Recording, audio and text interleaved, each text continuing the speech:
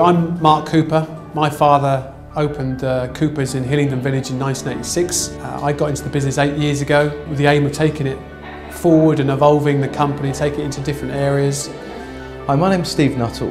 My first job was estate agency in Ruislip High Street. Estate agency is all I know, and I love it. I love everything about it. Came into partnership with my two best friends, Mark Cooper and David Sargent. The responsibility really is to oversee the running of the office, make sure that everything runs as smoothly as possible.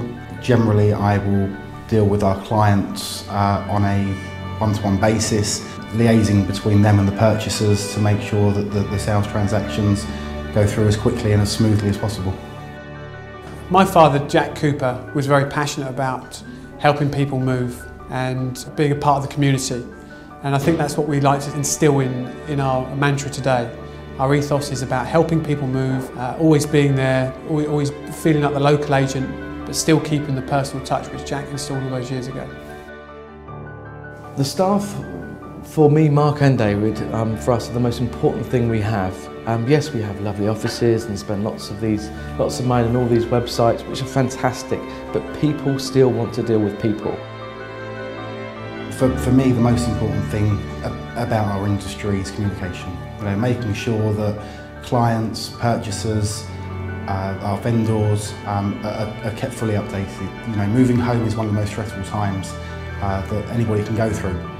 And our job is basically to make that job as easy and as stress-free as possible. Three fundamental parts of letting still remain the same, and they're the most important issues we address every time we take on a property to let. Fundamentally, we need to look at achieving the maximum amount of rent for our landlords.